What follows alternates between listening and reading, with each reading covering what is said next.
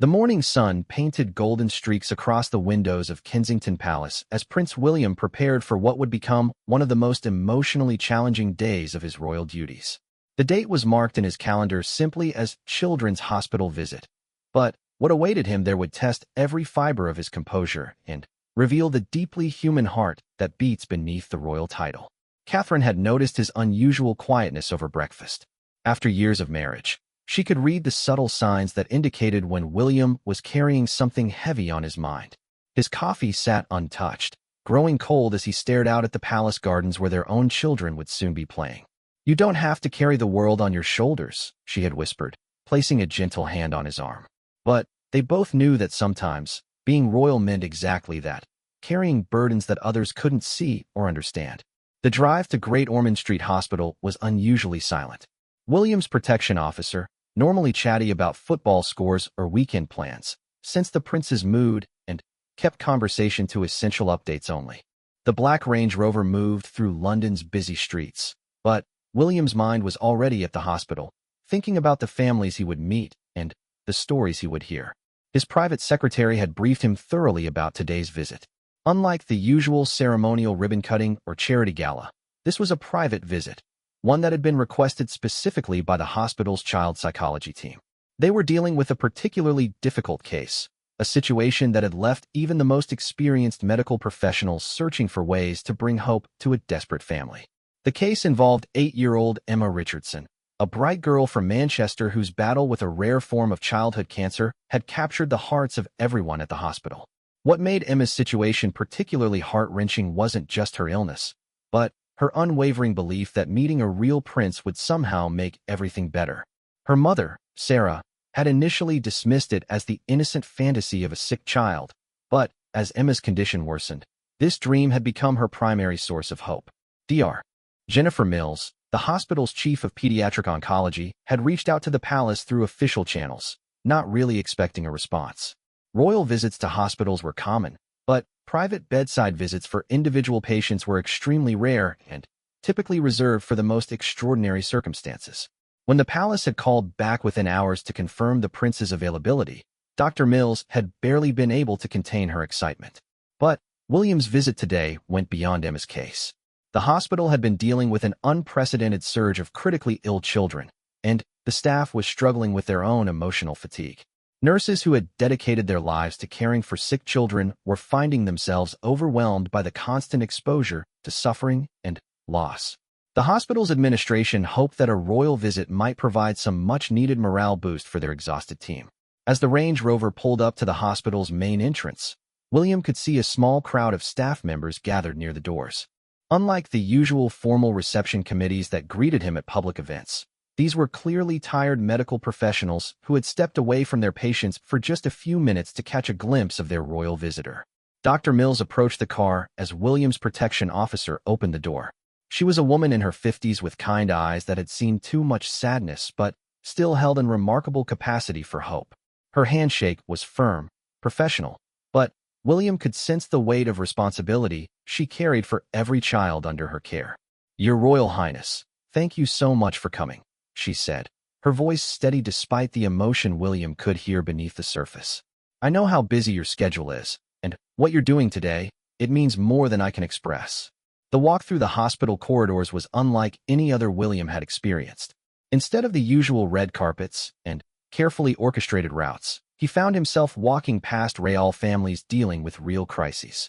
A father sat slumped in a plastic chair outside an operating room, still wearing his work clothes from the construction site he had rushed away from hours earlier. A grandmother held a sleeping toddler while tears streamed silently down her face.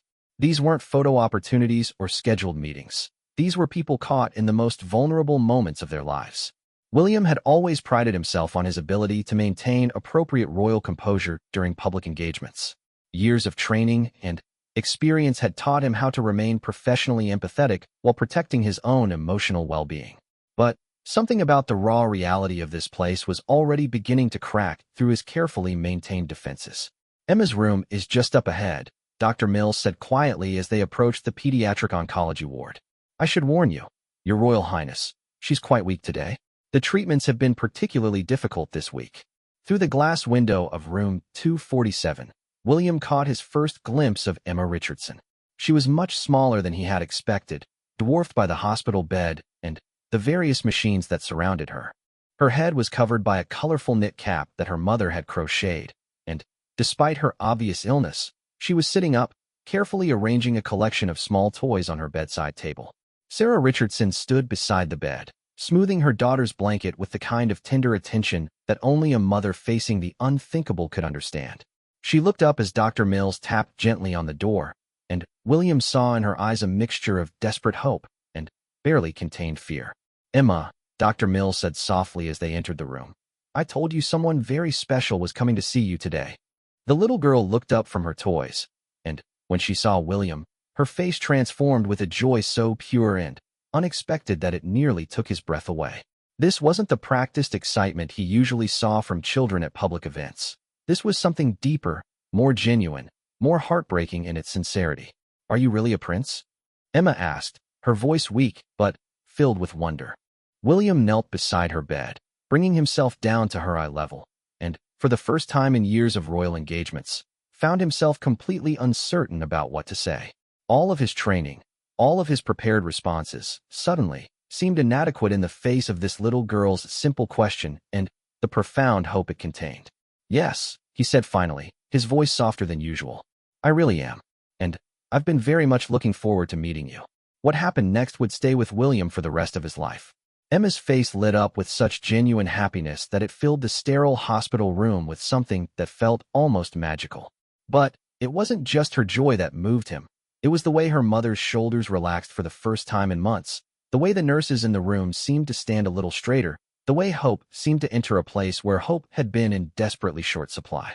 Emma began to tell him about her toys, each one carefully chosen and arranged with the precision that only a child could manage. There was a small plastic horse that her grandmother had given her, a stuffed elephant from her father, and a delicate glass butterfly that caught the light from the window. As she spoke about each treasure, William realized he was witnessing something profound, a child's ability to find beauty and meaning in the smallest things, even while facing the greatest challenge imaginable. As Emma continued sharing stories about her treasured possessions, William found himself drawn deeper into her world, a world where imagination and courage coexisted with fear and uncertainty. The glass butterfly, she explained with the seriousness that only an 8-year-old could muster, was actually a fairy in disguise, waiting for the right moment to grant a special wish. "What kind of wish?" William asked, genuinely curious about the elaborate mythology this brave little girl had created around her toys. Emma's expression grew thoughtful, and she glanced at her mother before answering. "Well, the fairy can only grant wishes that would make other people happy too. That's the rule. So I've been thinking really hard about what to wish for." The simple wisdom of her words hit William with unexpected force. Here was a child facing her own mortality, concerned about making wishes that would benefit others. The contrast between Emma's selfless perspective and the often self-centered world of royal obligations was stark and humbling. Sarah Richardson watched this interaction with tears threatening to spill from her eyes. For months, she had watched her daughter's spirit dim as treatment after treatment failed to bring the hoped-for results. But, sitting here with the prince, Emma seemed to glow with a vitality that Sarah had feared was lost forever. "Tell me more about your fairy," William said, settling more comfortably in the chair beside Emma's bed. He had completely forgotten about the schedule his private secretary had carefully planned for this visit. There was supposed to be a tour of the new children's surgical wing, followed by meetings with department heads and a brief photo opportunity for the hospital's fundraising efforts. But none of that seemed important now. Dr. Mills, watching from the doorway, made a quiet decision to let this conversation continue for as long as Emma had energy for it. She had seen many celebrity visits over the years, most well-meaning but brief encounters that followed predictable scripts. This was different. The prince wasn't performing royal duties. He was simply being present with a sick child, and the effect was remarkable. Emma launched into an elaborate explanation of fairy hierarchy, complete with detailed descriptions of different types of magical creatures and their specific responsibilities. According to her carefully constructed mythology, butterfly fairies were the most powerful because they had already learned how to transform themselves completely. They understood change better than any other magical being, which made them the best at helping people through difficult transitions. Like going from being sick to being well again. William asked, Maybe, Emma said thoughtfully. But also like going from being scared to being brave. Or from being sad to finding something good, even when everything seems bad. The profound maturity of her perspective left William momentarily speechless. He had attended countless briefings about childhood resilience and trauma recovery, but here was an 8-year-old girl articulating insights that trained psychologists struggled to express so clearly. A soft knock on the door interrupted their conversation. A nurse entered with Emma's afternoon medications, a complex array of pills, and for preparations that represented the harsh reality underlying this magical moment. Emma's face clouded slightly as she saw the medicine tray, but she straightened her shoulders with visible determination. "I have to take my brave medicine now," she explained to William matter-of-factly. "It doesn't taste good, and it makes me feel sick sometimes, but Dr. Mill says it's fighting the bad cells in my body." William watched as this tiny girl prepared to face another round of treatment with a courage that many adults would struggle to summon. Sarah moved to her daughter's side, ready with the small cup of apple juice that Emma used to wash down the more bitter pills. "Would you like me to stay while you take your medicine?" William asked. Emma nodded gratefully. "Could you tell me about living in a real castle while I do it? It might make the medicine less yucky if I'm thinking about something wonderful." So William found himself describing the corridors of Kensington Palace, while Emma methodically worked through her medications. He told her about the portraits of long-dead kings and queens that lined the walls, about the gardens where peacocks wandered freely, about the old rooms filled with furniture that had witnessed centuries of history. But, as he spoke, William realized he was also telling these stories to himself for the first time. The palace where he lived wasn't just a residence or a symbol of royal tradition. It was a home filled with beauty and wonder that he had perhaps taken for granted. Through Emma's eyes, even the most mundane details of royal life became magical adventures. "Do you ever get scared in such a big place?" Emma asked as she finished the last of her pills. The question caught William off guard. In all his years of public life, no one had ever asked him about fear in such a direct, innocent way. The expected answer would be diplomatic, something about royal training and security measures. But, looking into Emma's honest eyes, he found himself giving an unexpectedly truthful response. "Sometimes," he admitted, "especially late at night when the old floors creak, and you remember all the people who walked those same halls hundreds of years ago." Emma nodded solemnly, as if this confession made perfect sense to her. "I get scared here too, especially when the machines beep differently at night. But then, I remember that lots of other kids have been in this same room, and some of them got better and went home. So maybe the room remembers how to help people get well." Her simple faith in the healing power of hope and memory moved William profoundly. He thought about all the official speeches he had given about resilience and community support, words that had been carefully crafted by speechwriters and approved by palace communication staff. Yet here was a child expressing the same concepts with infinitely more power and authenticity. Dr. Mills appeared in the doorway again, this time with the apologetic expression. "I'm so sorry to interrupt, Your Royal Highness, but Emma needs to rest before her next treatment this afternoon." William could see the exhaustion beginning to show in Emma's face, though she was clearly fighting to stay alert for their conversation. The medications were taking their predictable toll, and her eyelids were growing heavy despite her obvious desire to keep talking. "I should let you rest," he said gently, starting to stand from his chair. But Emma reached out with surprising quickness, her small hand grasping his with more strength than seemed possible. "Will you come back?" she asked, and in those 4 words was a universe of vulnerability and hope. The question hung in the air like a challenge to everything William thought he understood about royal protocol and appropriate boundaries. Royal visits were typically single events, carefully orchestrated and concluded within predetermined time frames. Personal relationships with individual citizens were discouraged, if not explicitly forbidden, to maintain appropriate distance and prevent accusations of favoritism. But, looking down at Emma's upturned face, none of those considerations seemed to matter. This wasn't about royal duty or public relations or maintaining institutional boundaries. This was about a sick little girl who had somehow opened a door in his heart that he hadn't even realized existed. "Yes," he heard himself saying, the word emerging from somewhere deeper than conscious decision. "I'll come back." The smile that spread across Emma's face was like sunshine breaking through storm clouds. She released his hand and settled back into her pillows, suddenly, looking every bit the tired, sick child she truly was. But there was something different about her now, a peace that hadn't been there when he first walked into the room. As William prepared to leave, Sarah Richardson approached him with tears in her eyes. "Thank you," she whispered, her voice thick with emotion. I haven't seen her smile like that in months. Walking out of Emma's room and back through the hospital corridors, William felt fundamentally changed by the encounter. The carefully maintained emotional distance that had protected him through years of royal duties had been completely shattered by one brave little girl and her unshakable faith in the power of hope and human connection. The drive back to Kensington Palace passed in a blur of London traffic and swirling thoughts. William stared out the window at the ordinary people going about their ordinary lives and wondered how many of them were carrying extraordinary burdens behind their everyday facades. The businessman hurrying across the street might be racing to a hospital bedside. The woman waiting at the bus stop could be heading home to care for an elderly parent or a special needs child. Emma's courage had opened his eyes to the heroism that surrounded him every day, usually invisible and unacknowledged.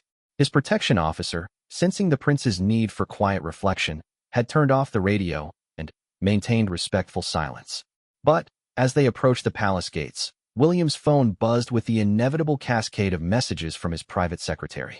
The scheduled hospital tour had been abbreviated, the department meetings postponed, and several photo opportunities missed entirely. In the world of royal logistics, this constituted a minor crisis that would require explanations and rescheduling. But, for the first time in his royal career, William found himself completely unconcerned with the administrative complications his deviation from protocol had created. The memory of Emma's small hand grasping his, the trust in her eyes when she asked if he would return, the way her mother's shoulders had relaxed when she saw her daughter truly happy. These moments felt more real and more important than any official engagement he had ever attended. Catherine was waiting in their private sitting room when he arrived home, her face showing the particular kind of concern that comes from knowing someone intimately. She didn't ask about the missed appointments or the concerned messages from palace staff. Instead, she simply looked into his eyes and said, "Tell me about today." So William found himself describing Emma Richardson to his wife, her butterfly fairy, her brave medicine, her profound questions about fear and hope. As he spoke, he realized he was processing the encounter for the first time, understanding the depth of its impact on him. Catherine listened without interruption, occasionally nodding or reaching out to touch his hand when his voice caught on particularly emotional details.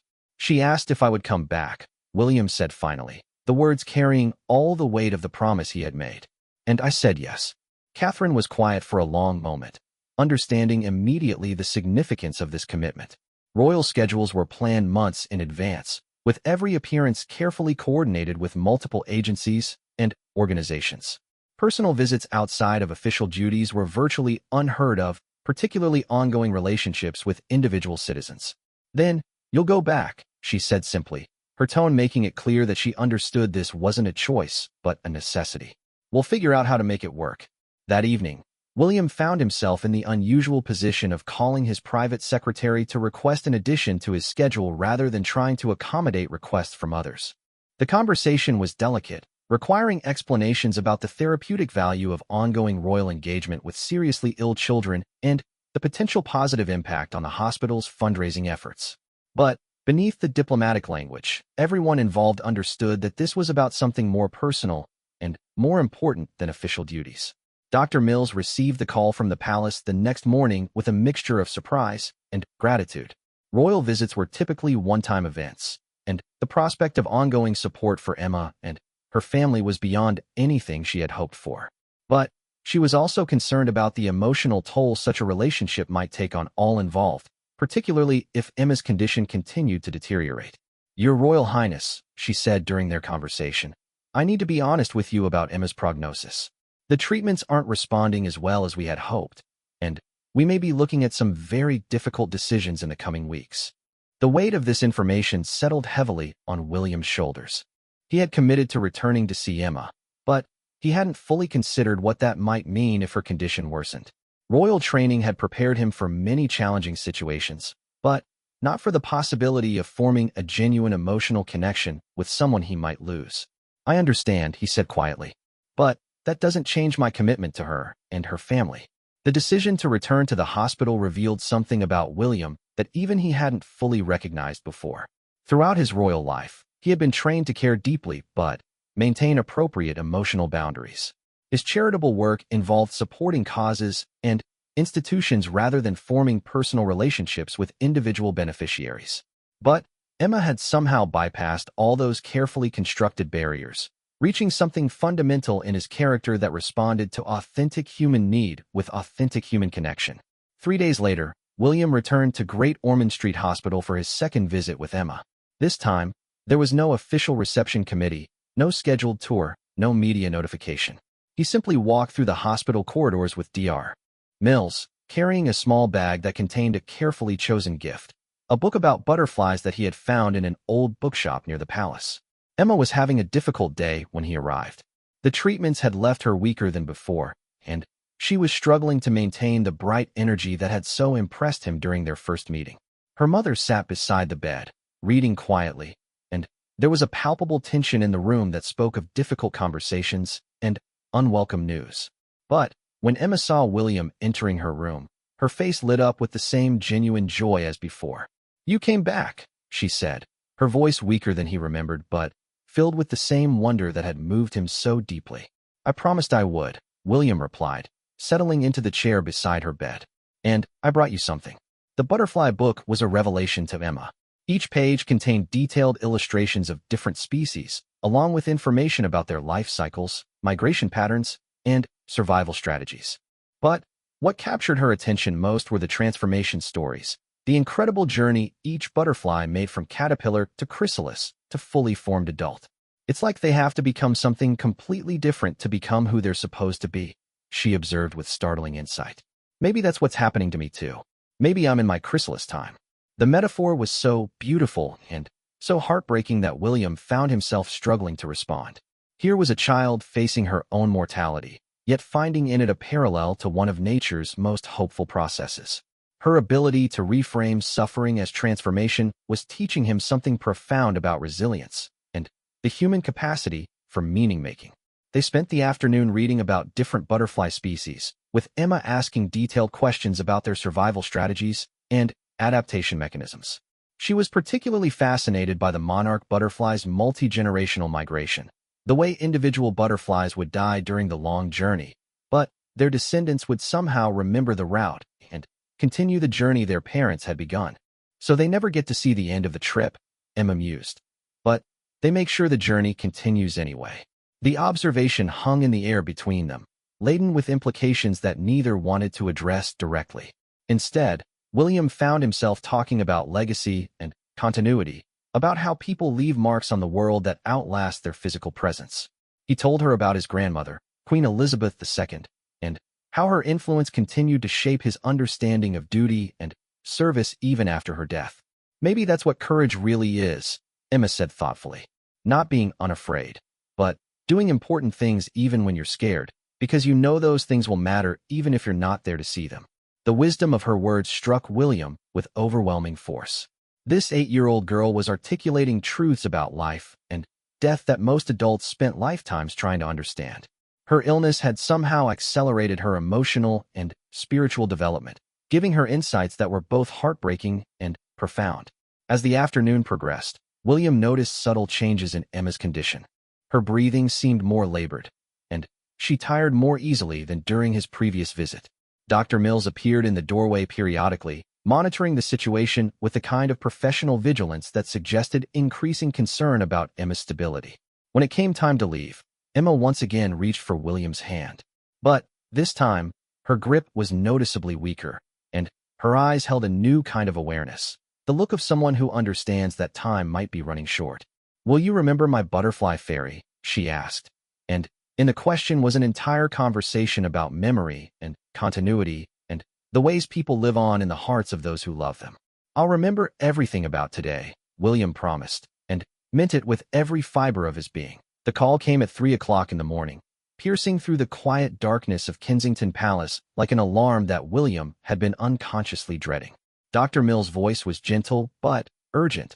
Emma had taken a significant turn for the worse during the night, and her family was requesting that he come if he could manage it. The careful diplomatic language couldn't mask the underlying message. This might be his last chance to see her. Catherine helped him dress in the darkness, neither of them speaking about what this middle-of-the-night summons likely meant.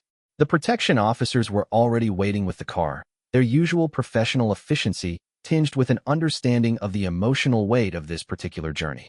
During the drive through London's empty streets, William found himself thinking about all the conversations he had never had with Emma, all the questions he wished he had asked, all the moments he had assumed they would have more time to share. The hospital at night was a different place entirely.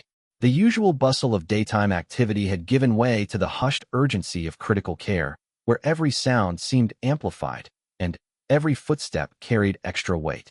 Dr. Mills met him at the entrance, her face showing the strain of a long night spent making impossible decisions and having difficult conversations. "She's been asking for you," Dr. Mills said quietly as they walked toward the pediatric ward. "Her parents are with her, along with her grandmother who drove down from Manchester. I should prepare you. She's much weaker than when you saw her last week." The corridor outside Emma's room held a small collection of people who looked like they were keeping vigil. Sarah Richardson sat in one of the plastic chairs, her eyes red from crying but alert with the hypervigilance that comes from watching a loved one hover between life and death. Emma's father, whom William was meeting for the first time, stood by the window staring out at the city lights as if trying to make sense of a world that could allow such things to happen to innocent children. Emma's grandmother, a sturdy woman with silver hair and steady hands, was the first to notice William's arrival. She stood immediately, offering a slight nod of recognition and gratitude that spoke volumes about the comfort his presence had brought to their family during this impossible time. "She's sleeping right now," Sarah whispered, "but she specifically asked us to wake her when you got here. She said she had something important to tell you." Through the glass window, William could see Emma in her hospital bed, looking impossibly small surrounded by the machines that were monitoring her every heartbeat and breath. Her breathing was shallow and labored, and the vibrant energy that had characterized their previous meetings was clearly fading. But, even in sleep, she clutched the glass butterfly he had first seen during their initial encounter, holding it close to her chest as if it were a talisman against the darkness closing in around her. When they entered the room, Emma stirred immediately, as if some part of her had been waiting for this moment. Her eyes opened slowly, taking a few seconds to focus on William's face, but, when recognition dawned, she managed a weak but genuine smile. "You came," she whispered, her voice barely audible above the soft humming of the medical equipment. "I was worried you might not get my message in time." William took his familiar place in the chair beside her bed, careful not to disturb any of the tubes or wires that connected her to the various machines keeping her stable. "I'll always come when you need me," he said, and realized as he spoke the words that this was perhaps the most important promise he had ever made. Emma shifted slightly in her bed, wincing with the effort, but determined to face him directly. "I figured out my fairy wish," she said, her words coming slowly but with obvious deliberation. "The one that would make other people happy too." William leaned closer, not wanting to miss a single word of what he sensed would be a crucial conversation. Around the room, Emma's family members drew closer as well, understanding that they were about to witness something significant. "I want to wish that all the doctors and nurses here remember that they're doing something magical," Emma said, pausing frequently to catch her breath. "Sometimes they get so sad when kids like me don't get better that they forget how many kids they do help. But every time they make someone feel less scared or less lonely, that's like granting a wish too." The profound generosity of her final wish left everyone in the room momentarily speechless. Here was a dying child, using her last reserve of energy to think about the emotional well-being of the medical staff who had been caring for her. The selflessness of her perspective transformed the sterile hospital room into something approaching sacred space. "That's a beautiful wish," William managed to say, though his voice was thick with emotion he could no longer control. "And I think your butterfly fairy is going to make sure it comes true." Emma's eyes brightened slightly at this affirmation. "Will you help?" she asked. "Will you tell them sometimes that what they're doing matters? Not just today, but later too, when you visit other kids?" The request was both simple and profound. She was asking him to carry forward her message of encouragement and hope to future patients and medical staff. In effect, she was asking him to become a living embodiment of her fairy wish, spreading comfort and recognition wherever his royal duties might take him in the future. "I promise," William said, and in making that commitment, he felt something fundamental shift in his understanding of what royal duty actually meant. It wasn't about ribbons and ceremonies and carefully orchestrated public appearances. It was about bearing witness to human courage and carrying that witness forward to others who needed to see examples of resilience and hope. Emma reached for the glass butterfly on her bedside table, her movements weak but purposeful. "I want you to take this," she said, holding out the small treasure that had been her constant companion throughout their friendship. "Not to keep forever, but to give to another kid sometime who needs to believe in magic." The significance of this gesture was overwhelming. Emma was literally giving away her most precious possession, not as a memorial or keepsake, but as a tool for helping someone else in the future. She was creating a chain of hope that would extend beyond her own life, touching children she would never meet and providing comfort in situations she would never witness. William accepted the butterfly with hands that trembled slightly, understanding that he was receiving more than a child's toy. This was a sacred trust, a responsibility to continue Emma's work of finding and sharing hope in the darkest places. "There's something else," Emma whispered, and William could sense that this final request was costing her significant effort to express. "My mom is going to be really sad when I go. Could you check on her sometimes? Not right away, but later, when she's ready to remember the good parts instead of just missing me." The maturity and emotional intelligence required to make such a request was staggering. Emma was essentially organizing her own emotional legacy, thinking through how her death would affect the people she loved and trying to arrange for their continued care and support. She was 8 years old, dying of cancer, and she was worried about everyone else's well-being. Sarah Richardson broke down completely at this point, the careful composure she had maintained throughout her daughter's illness finally cracking under the weight of Emma's extraordinary generosity. Emma's father moved to comfort his wife, his own tears falling freely as he witnessed his daughter's final acts of love and concern for others. William found himself struggling to maintain any semblance of royal composure. The emotional walls he had spent years constructing to protect himself during difficult official duties were completely demolished by Emma's courage and compassion. Tears streamed down his face as he looked at this remarkable child who was teaching him lessons about humanity that no amount of royal training could have provided. "I'll take care of your mom," he promised through his tears. "And I'll make sure everyone knows about your butterfly fairy and your magical wish." Emma smiled one last time, an expression of peace and completion that suggested she had accomplished everything she had hoped to do. "Thank you for being my friend," she whispered, and then closed her eyes to rest, still holding William's hand in her small, weakening grip. Emma Richardson passed away quietly just before dawn, with her family surrounding her bed and William still holding her hand. Her last breath came so gently that for several moments, no one was quite certain when the transition had occurred. The machines continued their quiet monitoring for a few minutes before Dr. Mills stepped forward to confirm what everyone in the room already understood. Emma's brave fight was finally over. William had witnessed many solemn occasions during his royal career, from state funerals to memorial services for national tragedies. But nothing had prepared him for the profound silence that settled over Emma's hospital room as her family said their private goodbyes. This wasn't the formal grief of public mourning, with its structured rituals and ceremonial protocols. This was raw, intimate loss, the kind that changes people at the deepest level and leaves them forever different than they were before. Sarah Richardson's composure was heartbreaking to witness. Through her tears, she carefully arranged Emma's favorite toys on the bedside table, making sure the butterfly book was open to the page about monarch migration that had so fascinated her daughter. Her movements were tender and deliberate, as if she were tucking Emma in for one last peaceful sleep. "She was so worried about everyone else," Sarah whispered to William as they prepared to leave the room. "Even at the end, she was thinking about you having to drive home in the dark, about the nurses having to work another shift, about me being lonely.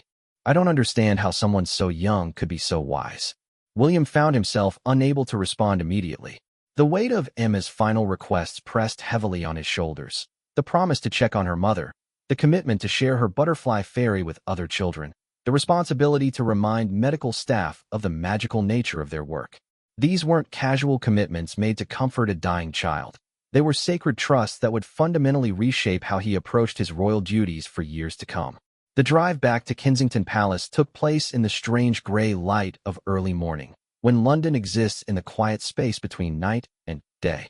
William clutched Emma's glass butterfly in his hand, feeling its smooth surface and sharp edges as if they might anchor him to something solid in a world that suddenly felt fragile and uncertain. Catherine was waiting in their private sitting room, having been unable to sleep since he left in the middle of the night. She didn't need to ask what had happened. William's face told the entire story.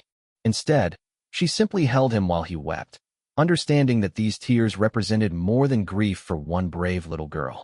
They were tears for every sick child he had never met, every family facing impossible choices, every medical professional carrying burdens too heavy for any one person to bear. She gave me this, William said finally, showing Catherine the glass butterfly.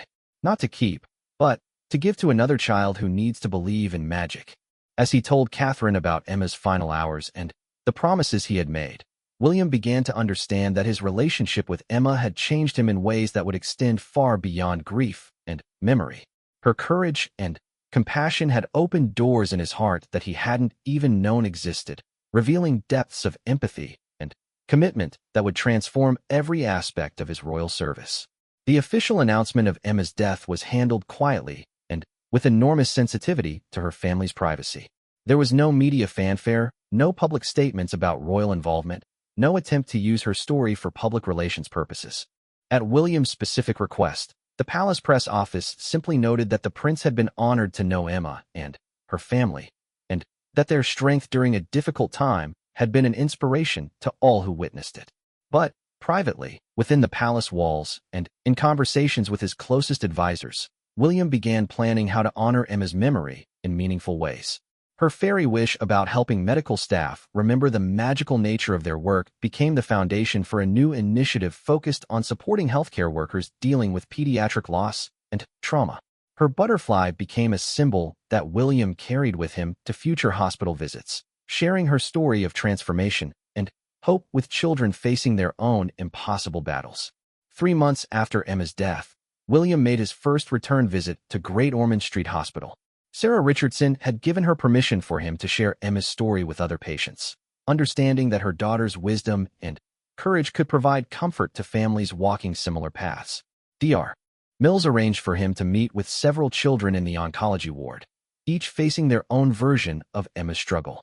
In room 247, the same room where Emma had lived out her final weeks, William met 7-year-old Marcus, a boy whose leukemia treatment had left him weak and discouraged. Marcus had been crying when William arrived, overwhelmed by the side effects of chemotherapy and frightened by the uncertainty of his prognosis. "I knew a girl who stayed in this room," William told Marcus gently, settling into the chair that had become so familiar during his visits with Emma. "She taught me that sometimes the bravest thing you can do is keep looking for magic, even when everything seems scary." He told Marcus about Emma's butterfly fairy, about her theory that transformation was nature's way of helping creatures become who they were meant to be, about her belief that courage meant doing important things even when you were afraid. As he spoke, he watched Marcus's expression change from despair to curiosity to something approaching hope. "She gave me this," William said, showing Marcus the glass butterfly that had become his constant companion during hospital visits. "She told me to give it to another child who needed to believe in magic. Would you like to take care of it for a while?" The transformation in Marcus's face was immediate and profound. He accepted the butterfly with reverent care, holding it up to catch the light from the window just as Emma had done months before. "Did she really think I was brave enough to take care of something so special?" he asked. "She thought any child fighting what you're fighting was brave enough for anything," William replied, and in that moment felt Emma's presence in the room as clearly as if she were standing beside him. The butterfly began a journey that would continue for years, passing from child to child throughout the hospital system as William shared Emma's story with each new generation of young patients. Each child who received it was told about the brave girl who had first owned it, about her fairy wish for medical staff, about her belief in transformation and hope. And each child, in turn, was eventually asked to pass it on to someone else who needed its magic. Dr. Mills later told William that Emma's story had become legendary among the nursing staff. During particularly difficult shifts, when they lost patience or struggled with their own emotional exhaustion, they would remind each other of Emma's fairy wish, that they remember the magical nature of their work, the countless children they had helped, the families they had comforted during impossible times. "She was right. You know," Dr. Mills said during one of their conversations. "We do grant wishes every day. We help children feel less afraid, less lonely, less hopeless. We give families extra time together, extra moments of joy in the middle of crisis. When you think about it that way, it really is magical. 6 months after Emma's death, William visited Sarah Richardson at her home in Manchester. She had returned to work as a primary school teacher, channeling her grief into caring for other people's children with an intensity and compassion that her colleagues found both inspiring and heartbreaking. The house still held traces of Emma's presence. Artwork on the refrigerator, books on the shelves, photographs that captured her radiant smile and indomitable spirit. "I dream about her sometimes," Sarah told William as they sat in her kitchen drinking tea. "She's always telling me about new children she's met, kids who are just starting their own difficult journeys. In the dreams, she's like a guide for them, helping them find their own courage." William understood these dreams as more than grieving mother's wishful thinking. Emma's influence had indeed extended beyond her physical life, touching every child who held her butterfly, every medical professional who remembered her fairy wish, every family who heard her story and found in it reasons to keep hoping. The glass butterfly continued its journey through the hospital wards, but it was no longer the only symbol of Emma's legacy. Children began creating their own butterflies, drawings, origami figures, beaded jewelry, each one carrying forward Emma's message that transformation was possible even in the darkest circumstances. The butterfly became a symbol of the pediatric ward, representing not just Emma's memory, but the ongoing courage of every child who faced illness with grace and determination.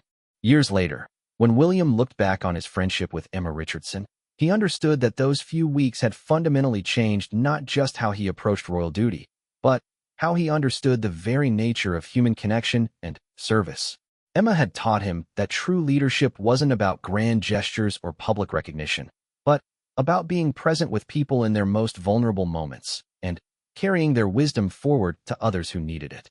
The 8-year-old girl with cancer who worried about everyone else's happiness had become his greatest teacher about compassion, courage, and the transformative power of authentic human connection. Her butterfly continued to flutter through the hospital wards, carrying with it the magic of hope that refuses to be extinguished, even in the face of loss and sorrow that seems too great to bear.